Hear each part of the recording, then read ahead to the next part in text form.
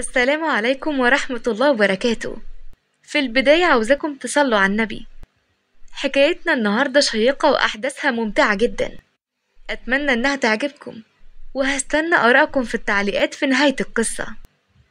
أميرة دخلت المحل وكان باين عليها الحزن، لكنها قالت بتعجب: إيه ده يا رحمة؟ انتوا عندكوا كرسي متحرك ده ليه؟ هو في حد تعب هنا لا قدر الله؟ رحمة قالت لها بابتسامة هادية: لا، ده الكرسي بتاع جده الله يرحمه، كان بقيله كتير عندنا في البيت ومالوش لازمة، لكن بعد كده بابا قال لي خديه معاكي، اديه لأي حد محتاجه ونكسب فيه ثواب. قوليلي بقى، مالك قلبة وشك كده ليه على الصبح؟ هو انت يا بنتي على طول منكدة على نفسك؟ هو بمزاجي يعني يا رحمة، حتى الشغل اللي كنت رايحاه النهاردة ما اتقبلتش فيه، وخدوا طبعا الناس اللي عندها واسطة، ده غير كمان سني الصغير، مش عارفة اعمل ايه، الإيجار خلاص عمال يزيد عليا، ولو اضطريت اروح اخد من ابويا هيشرط عليا اتجوز ابن مراته عشان يعرفوا يسيطروا عليا وياخدوا الورث بتاع ماما الله يرحمها. انا مش فاهمة، لما هو الورث بتاعك ابوكي بقى عايز ياخده بأي حق؟ كل ده يعني عشان ما كملتيش لسه 21 سنة وهو لسه واصي عليكي؟ طب ما ترفعي عليه قضية، اكيد في قانون يحميكي منه. أميرة قالت لها بحسرة وهي بتتحرك، وراحت قعدت فوق الكرسي المتحرك من غير ما تنتبه، وقالت لها: وهجيب منين بقى فلوس المحامي ان شاء الله؟ هم عارفين كويس اللي فيها، عشان كده افترى عليا. يا ريت ماما كتبت لي كل حاجة باسمي قبل ما تموت، ما هي ماتت فجأة بالسكتة القلبية، رغم انها ما كانتش بتشتكي من اي حاجة، وكانت كمان عارفة معاملة ابوكي الوحشة، لكن كانت دايما بتقول ان الحاجة الوحيدة اللي هتموت وهي مطمنة انها سايبالك اللي يكفيكي وزيادة، لكن إرادة ربنا بقى إنها تموت بدري وما تلحقش تأمنك. طب هو يعني أبوكي ده مفيش أي ذرة رحمة إنك تصعبي عليه، وجاله قلب كده يسيب بنته تمشي وهو عارف إن انتي لا حول ليكي ولا قوة ولا بتصرفي منين؟ أميرة قالت لها: وحياتك تلاقيه ما صدق هو ومراته إنهم صحيوا من النوم وما لقونيش، ده هم أصلا نفسهم يخلصوا مني بعد موت ماما، ده على طول راح واتجوز الست، وبقت هي وابنها على طول يضايقوني، لحد بقى ما فاجئوني انهم عاوزين يجوزوني ابنها الفاشل الصايع ده بعينهم، واكيد ربنا هيكرمني والاقي شغل قريب. والله يا اميرة لو كان صاحب المحل يرضى يجيب عمال زيادة كنت قلتله من بدري، لكن انت عارفة اللي فيها، وغير كده كشري وراجل عصبي جدا وعلى طول بيزعق على الفاضي والمليان. بس بيني وبينك حتى لو لقيت شغل صعب ولا يطلع لي حد فوق دماغي هستحمل وأمري لله بدل ما ترمي في الشارع. طب لو جبتلك الشغل ده توافقي عليه مهما كانت صعوبته؟ أميرة بصت وراها باستغراب، ورحمة قالت لها بخوف: معلم هاشم، أنا أسفة والله، دي واحدة صاحبتي كانت جاية تشوفني وهتمشي على طول، يلا يا أميرة وأنا هبقى أعدي عليكي لما أفضى. هاشم قرب وقال بهدوء: اسكت انت يا رحمة، مش كنتي عاوزة شغل يا أنسة ومش لاقية حد يشغلك وانت قاعدة وقاعدة على كرسي؟ أنا بقى ممكن أوفر لك الشغل ده، لكن بشرط. أميرة بصت له في الأول باستغراب، وكانت لسه هتقوم من فوق الكرسي المتحرك، لكنها رجعت مكانها وقعدت وقالت بصدمة: قاعدة؟ لا انت فاهم غلط، أنا. رحمة بصت لها وجريت ناحيتها وقعدتها، وراحت قايلة: يا معلم هاشم، صاحبتي أميرة بنت غلبانة ويتيمة، ونفسها قوي تلاقي شغل وتاكل بالحلال، لكن كل اللي يشوفها بمنظرها ده يرفض يشغلها ويفكرها مش بتاعة شغل، لكنها بنت لهلوبة وخدها على ضمانتي. افصلي شوية يا رحمة وخليني أعرف أتكلم مع صاحبتك. أنا عندي طفلة صغيرة عندها 7 سنين محتاجة رعاية، ومفيش ولا مربية نافعة معاها، وده بسبب وفاة أمها، أثر عليها شوية وما بقتش طايقة حد يحل محلها، فلو عاوزة فعلا الشغل تعالي من أول بكرة استلميه، لكن مش عاوز أي تقصير حتى وانت عندك مشاكل في رجلك. فهمي صاحبتك النظام يا رحمة واديها العنوان انت عارفاه. أميرة بصت عليه وهو ماشي وقامت من على الكرسي وقالت بحدة: هو ايه ده؟ ليه منعتيني أقوم؟ وليه خليتيه يمشي وهو مفكرني عاجزة ومش بعرف أمشي؟ يا بنت ما تبقيش هبلة، خلاص أخيرا لقيتي شغل، ما انا لو ما كنتش عملت كده ما كانش هيوافق يشغلك، لكن صعبتي عليه بقى. وكمان لو عرفتي تلعبي بدماغ البنت وتخليها في صفك، اراهنك هيزود لك مرتبك، ملوش غيرها ومستعد يعمل اي حاجة عشانها. هو انتي مقتنعة بالهبل اللي بتقوليه؟ وبعدين انا مش فاهمة منين عاوزني اخلي بالي من طفلة صغيرة، وعادي كده هيشغلني وانا قاعدة على كرسي؟ الراجل ده شكله مش مظبوط على فكرة، ما تقوليش عليه كده تاني. هو صحيح عصبي وخلقه ضيق وعلى طول الشتيمة زي اللي بنا في بقه، لكن بقى حنين بشكل، ووسيم وقمر 14. ما شفتيش الغمازات بتاعته؟ ولا شكله وهو ماشي بكل هبة وسط الخلق؟ قصر الكلام يعني مستحيل تقلقي منه. وياما هنا في المحل بنشوف أشكال وألوان بيجوا عشان بس يسبلوله، وهو تقيل ابن الإيه. أميرة قالت بسخرية: بقولك أنا ماشية، ولو سألك عليا قولوا لقيت شغل تاني ولا أي حاجة. ده شكله مش مظبوط، طالما مرتاح قوي كده ما يجيب واحدة سليمة تخلي بالها من بنته. لا ده مش متجوز أصلا، البنت دي تبقى بنت أخته. أنا هفهمك اللي فيها عشان تعرفي هو اختارك لنتي بالذات. أصله كان ليه أخت توأم كان روحه فيها حتى بعد ما اتجوزت، لكن عملت حادثة هي وجوزها، ويشاء القدر تطلع سليمة منها هي وبنتها، بس مش بتقدر تمشي على رجليها. لكن جوزها مات، وهي فضلت عايشة سنين مع أخوها وهي قاعدة على الكرسي المتحرك، وهو كان بيخلي باله منها، وعشان كده عمره ما كان بيفكر يتجوز عشانها، لحد ما جالها المرض الوحش وماتت وسابته، وبقى من ساعتها مكشر ومش طايق نفسه. فتقريبا كده لما دخل وشافك قاعدة على الكرسي افتكر أخته، وعاوزك انتي بالذات تيجي وتخلي بالك من بنتها. يعني فرصة وجاتلك لحد عندك، استغلي الموقف واطلعي بقرشين حلوين وخليه مفكر فعلا انك انتي عاجزة. أميرة كانت بتسمعها وهي متأثرة بالكلام، لكن بعد كده قالت باعتراض: انتي عاوزاني أكذب وأعمل نفسي مريضة؟ ما مصيره يعني يعرف، أكيد ساعتها مش هيسيبني في حالي وهيفتكرني إن نيتي وحشة. وهو هيعرف منين بس؟ على طول في المحل بيشتغل. وانتي بقى حاولي ترسمي الدور على البنت ومحدش يعرف غيري، وإن كان عليا أنا مش هقول، بس ارفعي راسي معاه. انتي عمالة تتكلمي وكأني خلاص موافقة. لا طبعا مش هعمل كده، انتي هتفولي عليا ولا ايه؟ أنا سليمة، لو عاجبه يشغلني كده تمام، مش عاجبه يبقى خلاص. وانتي مفكرة ان هو بيشغل اي حد كده والسلام؟ وبالذات واحدة تخلي بالها من بنت اخته. ولما يعرف انك في الاول كذبتي عليه طبعا هيرفض، انما لو عودتي نفسك على الكرسي قدامه وحاولتي ما تكشفيش روحك هيثق فيكي. وبعدين هو انتي مش محتاجة فلوس برضو؟ وخلاص صاحب البيت هيطردك النهاردة. قالت لها بحزن: ايوه يا رحمة، بس صعبانة عليا اخدعه واستغله بالطريقة دي، وبعدين انا خايبة واكيد مش هعرف امثل قدامه ان انا مش بعرف امشي. وهي دي محتاجة تمثيل يا هبلة؟ اقعدي على الكرسي وزقي بس كده. اهم حاجة ما تنسيش في مرة وتقومي قايمة قدامه. يعني لقيتي شغل تاني وقلتي لأ؟ خلاص يا اختي بلاها شغل وارجعي لابوكي ومراته وخليه يجوزك على مزاجه.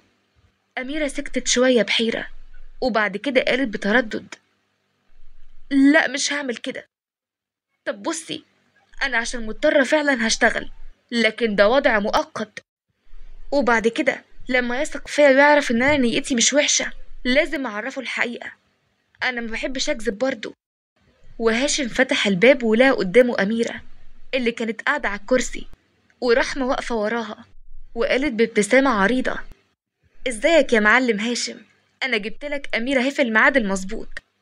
تمام يا رحمة، روحي انت انزلي عشان تشوفي شغلك، وانا شوية وهاجي. ايه مالك واقفة كده ليه؟ في حاجة؟ أميرة ترجتها بعيونها تفضل، ورحمة قالت بتوتر: أها لأ، أنا قلت بس أدخل معاكوا شوية لو محتاجين حاجة، أو أزقها حتى بالكرسي لجوه، أصلها ساعات إيديها بتوجعها، فسيبني شوية أقعد معاك وأساعدها. هاشم قرب منها وشد الكرسي بتاع أميرة وقلب جمود: انزلي انت يا رحمة شوفي شغلك، إلا وهعتبرك مش جاية النهاردة وهخصملك، وانت عارفاني في الأمور دي كويس، وما تقلقيش عليها، أنا هعرف أرتب أموري معاها. أميرة بصت على رحمة اللي مشيت وسابتها، وقالت بخوف: لا استنى، هو احنا الاتنين هندخل جوه لوحدنا؟ هاشم دخلها جوه ورد وهو بيقفل الباب وقال لها: ما تخافيش، والدتي جوه، لكنها صحتها بقت على قدها، فمش بتقوم من السرير كتير. دلوقتي هاخدك واخليكي تسلمي عليها، وبعد كده اعرفك النظام. نادية ابتسمت بطيبة وقالت لها: شكلك بنت حلال وكويسة. وانتي بقى يا حبيبتي ايه اللي صابك عشان تقعدي على الكرسي؟ حادثة ولا حاجة تانية؟ أميرة قالت لها: ها، لا ده مرض. مرض؟ مرض ازاي؟ هو انتي عندك ايه بالظبط يا بنتي كفالة الشر؟ هاشم قال: اوعي يكون مرض معدي. انتي ليه ما قلتليش قبل كده ان سبب قعدتك على الكرسي مرض؟ انا فكرت حادثة ولا حاجة زي اختي الله يرحمها. أميرة قالت: ايوه، ما هي حادثة. هاشم قال لها: حادثة ولا مرض؟ ما تثبتي على حاجة. هو انتي مش عارفة ايه اللي حصلك يخليكي مش قادرة تمشي على رجلك من تاني ولا ايه؟ أميرة قالت: مين قال كده؟ لا طبعا عارفة. أنا قصدي الأول حصلت لي حادثة، وقالوا عندي حاجة في رجلي بسيطة وهيتعمل لي عملية، لكن غلطة الدكتور هي اللي وصلتني لكده، الله يسامحه بقى.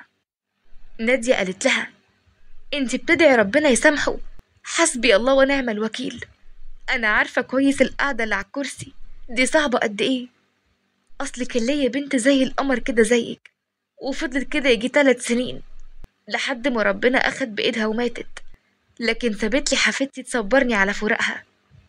أميرة قالت لها بحزن: الله يرحمها وربنا يصبركم. هاشم تجاهل كل ده وقال بجدية: بصي يا أميرة، فرحة بنت أختي حاليا في المدرسة، ولما تيجي أنا وأمي هنعرفك عليها. إحنا مش هنتقل عليكي ولا حاجة، أنا عارف برضو الوضع اللي انت فيه، عشان كده عاوزك هي الوحيدة بس اللي تكون مهتمة بيها في البيت ده، وسيبي كل حاجة تاني علينا. هي حالتها النفسية وحشة بعد موت والدتها، وكل اللي نفسي فيه انك تطلعيها من الحالة دي وتخليها ترجع تهتم بدراستها وأكلها من تاني. ولو قدرتي تعملي كده بحق أي حاجة هتطلبيها هتكون تحت أمرك إن شاء الله. اللي فيه الخير يقدمه ربنا. وأميرة بدأت شغلها وتعرفت على فرحة، اللي في الأول اتصدمت لما شافت واحدة قاعدة على الكرسي زي والدتها، ودي كانت خطوة البداية اللي خلتها تنتبه ليها وتركز معاها.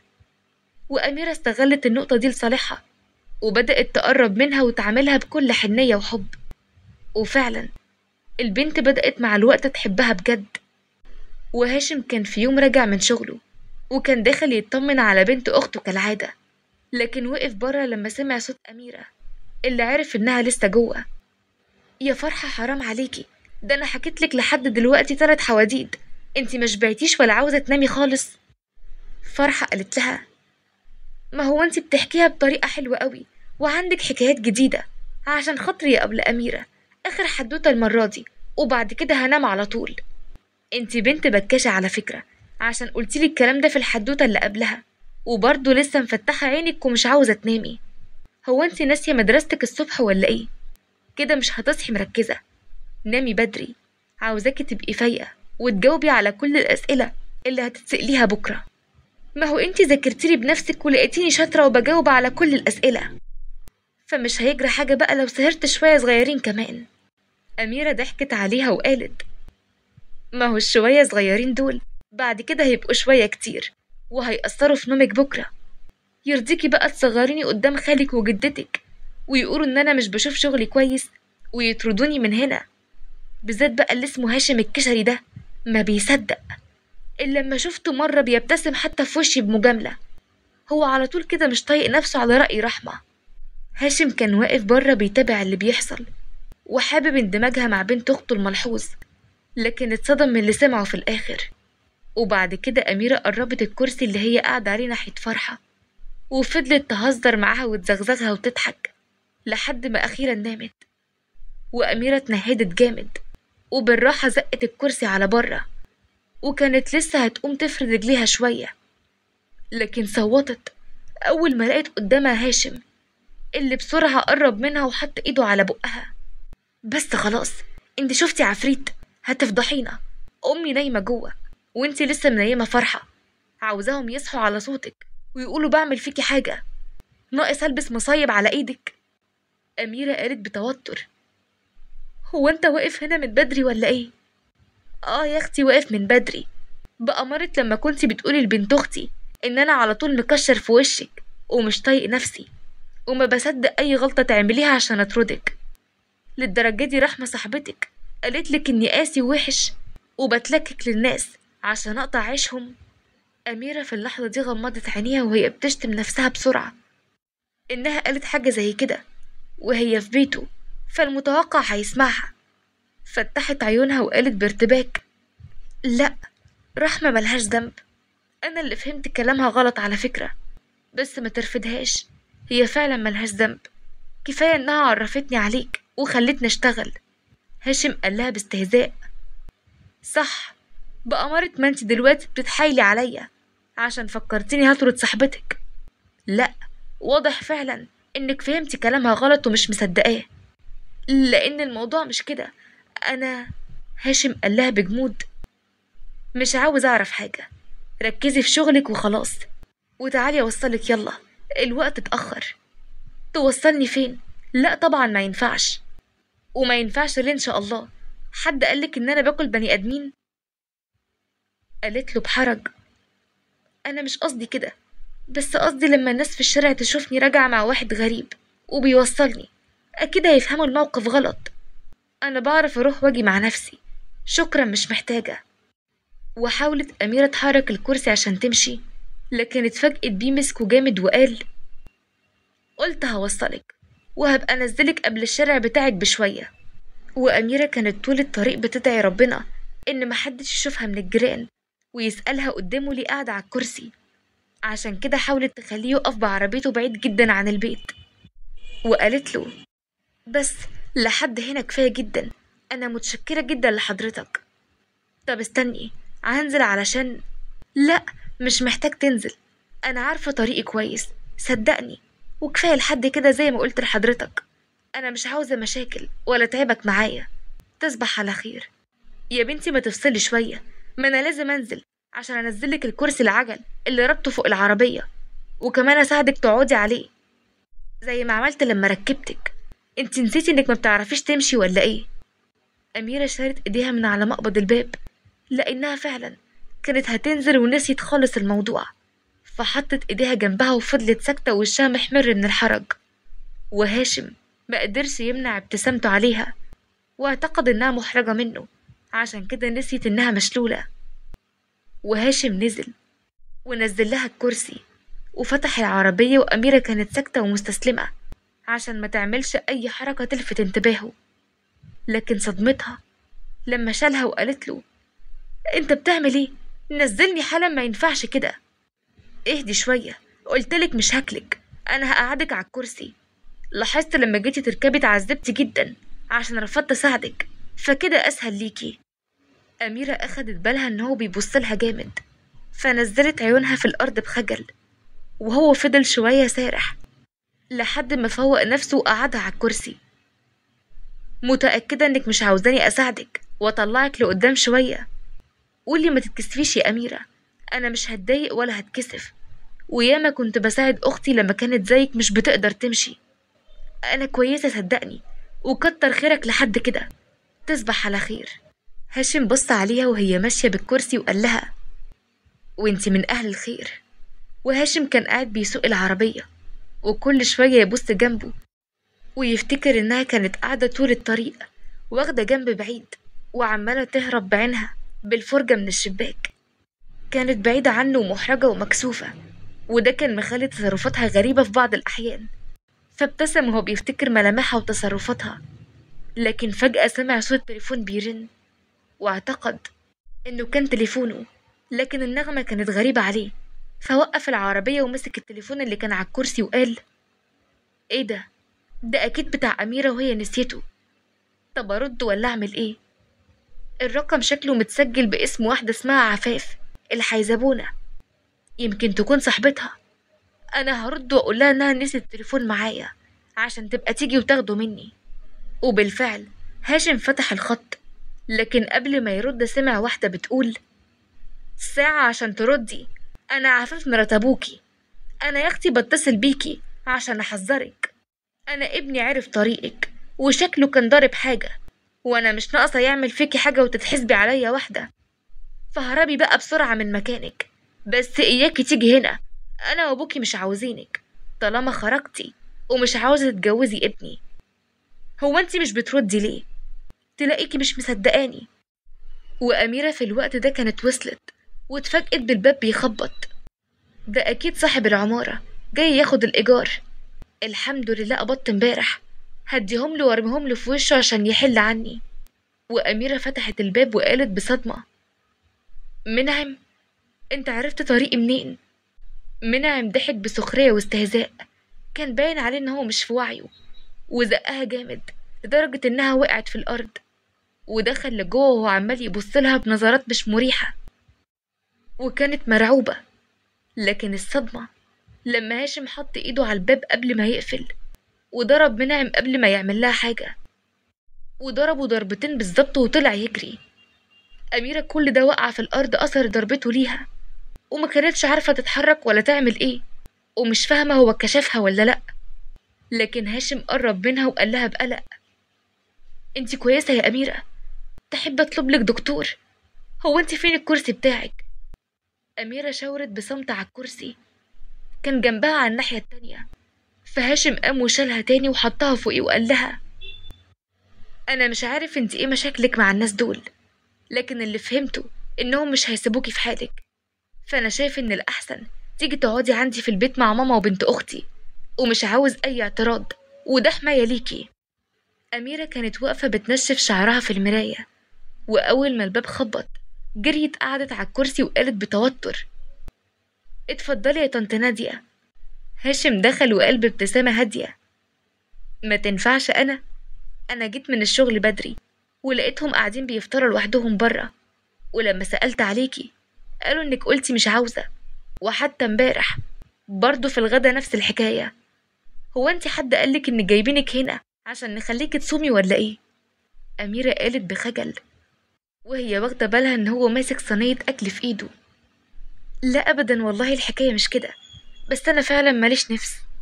هاشم قرب وحط الصينية وبص شوية لملامحها الطفولية ولشعرها اللي كان عمال ينقط مية، وكان واضح إنها لسه واخدة شاور، وكان جمالها زاد أضعاف. فرد وقال لها: لا ما ينفعش كده، لازم تاكلي، انتي بالطريقة دي هتقعي وتتعبي مننا، وانا قلتلك جايبك هنا احميكي مش اعذبك زيهم. هو انت جايب الاكل بنفسك؟ ما كانش فيه داعي والله، كفاية فتحتلي بيتك، انا كده بتعبكم قوي. ولا يهمك أميرة، في حاجة عاوزة أقولك عليها ومش فاهم ليه ما قلتليش من البداية، مع إنها يعني كانت مصيرها هتتعرف لوحدها. أميرة اتصدمت لما لقيته مطلع تليفونها ونور لها الخلفية اللي كانت واضحة فيها وهي واقفة على رجليها، وفي اللحظة دي فهمت إنها اتكشفت. أستاذ هاشم ممكن تسمعني؟ الحكاية إن أنا هاشم قال لها: الحكاية إن أنا مش عايز أسيبك. تشعري بأي خجل؟ كنتي قلتي عادي إن موضوع الحادثة ده حصلك قريب، عشان كده مش عارفة تتأقلمي على الوضع، وأكيد محتاجة إن اللي حواليك يتفهموا نفسيتك وبأحوالك الصحية، وكمان بدل ما أهلك يقفوا جنبك وانتي في الحالة دي زودوا عليكي. أميرة أخدت نفس عميق بارتياح أول ما عرفت إنها ما اتكشفتش، لكن حست إنها إشارة من ربنا إنها لازم في أقرب فرصة تقول كل حاجة، وما لقيتش فرصة قدامها أكتر من دي، فقالت بتردد: أستاذ هاشم، أنا عاوزة أقولك على حاجة مهمة، وعشان خاطري ما تزعلش مني، غير لما تفهم أنا عملت كده ليه. أنا والله ما كنتش لاقية حل غير كده، واتحطيت في وضع صعب وأنا لوحدي زي ما أنت عارف، وساعات الظروف بتجبرنا نعمل حاجات غصب عننا حتى لو مش راضيين عنها. هاشم قال لها بدهشة: ايه لازمتها كل المقدمات دي؟ قولي على طول في ايه؟ أميرة قبل ما تتكلم كانت فرحة دخلت وجريت عليها تحضنها وقالت لها: تيتا قالت انك انت هتفضلي قاعدة معانا هنا على طول، مش كده يا خالو؟ كده يا حبيبة خالو، أميرة هتفضل على طول معانا فعلا.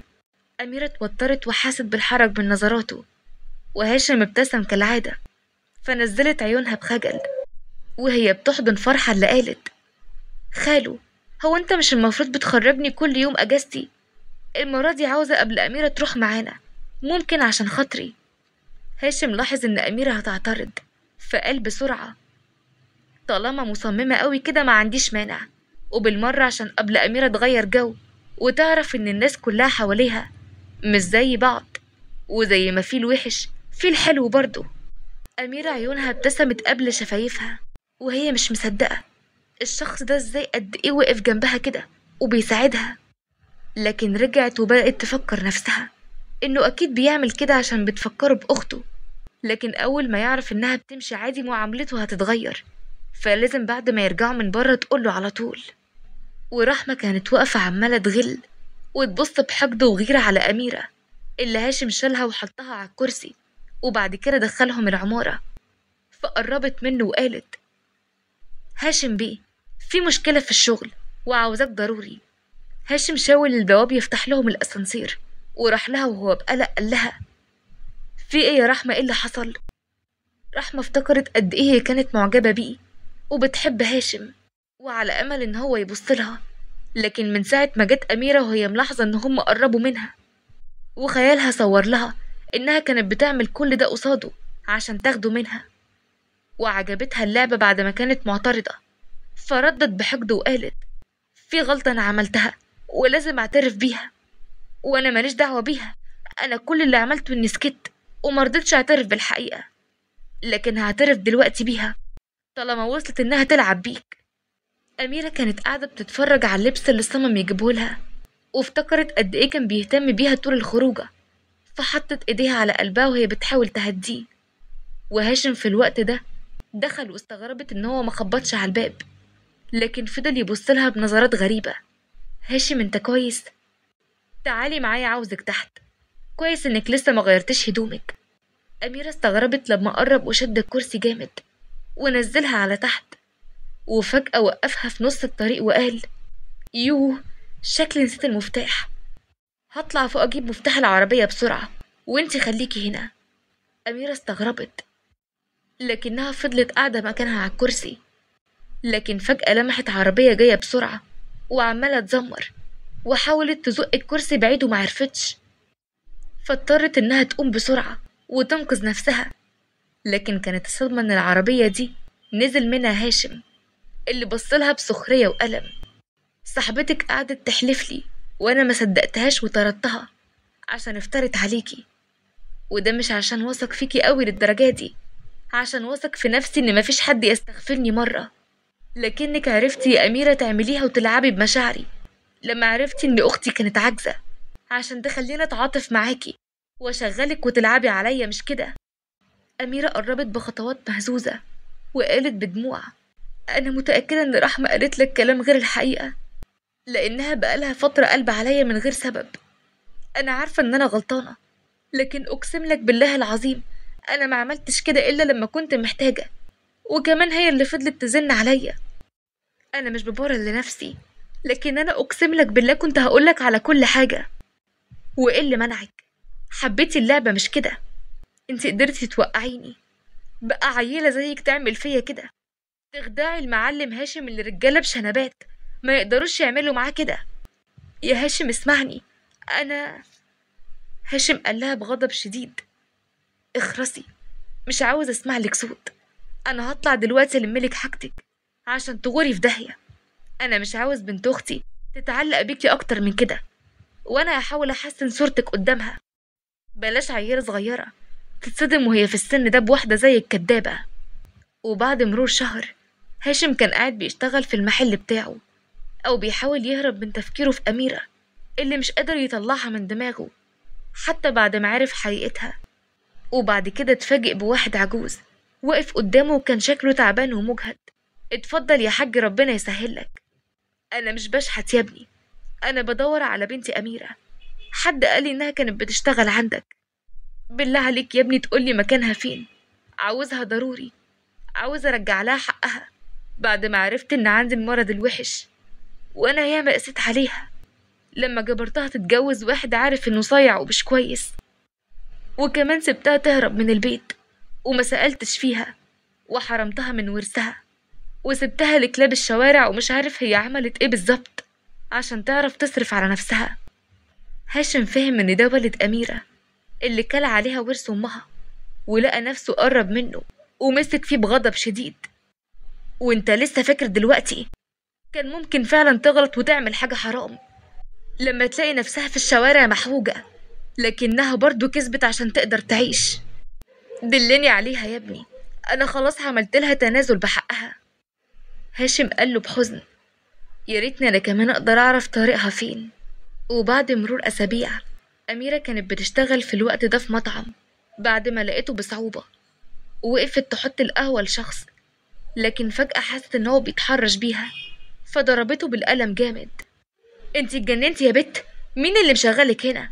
والله العظيم لا يخرب بيتك، بقى أنا تضربيني بالقلم؟ أميرة غمضت عينها بخوف وهي مستنية ضربته، لكن فجأة فتحت عينيها لقت هاشم قدامها، ما تعرفش ظهر منين، وبدأ يضربه، وبعد كده مسك ايديها وطلعوا على بره. وأميرة قالت له: هاشم استنى، أنا كده هيطردوني. ما يطردوكي ولا في 60 داهية. هو انتي مفكرة هسمح لك تشتغلي تاني في مكان زي ده عشان يحصل نفس اللي حصل من شوية؟ أميرة قالت بكسرة: ما أنا مضطرة، ما قداميش إلا طريق صعب وهاجي فيه على نفسي، اللي أكدب وأشيل ذنب أنا مش قادرة أشيله. لما انتي عارفة إنك انتي غلطانة، ليه عملتي كده وما عرفتنيش الحقيقة منك؟ على العموم ولا شايلة ذنب ولا حاجة، أنا سامحتك خلاص. أميرة قالت له بسعادة: انت بتتكلم بجد؟ انت مسامحني أنا؟ والله العظيم ما عملتش كده لما كنت مضطرة. هاشم قال لها: خلاص خلينا نقفل عن الموضوع ده، في حاجات أهم لازم نتكلم فيها، زي إن والدك راجع ندمان ورجع لك حقك، ومش هتبقي محتاجة تاني من أي حد حاجة، وزي إن أنا كمان طلبتك للجواز منه وهو قال لي شوف رأيها. ها، موافقة يا عروسة؟ أميرة كانت واقفة قدامه مصدومة، وبعد كده هزت راسها بالموافقة وهي مبتسمة بسعادة.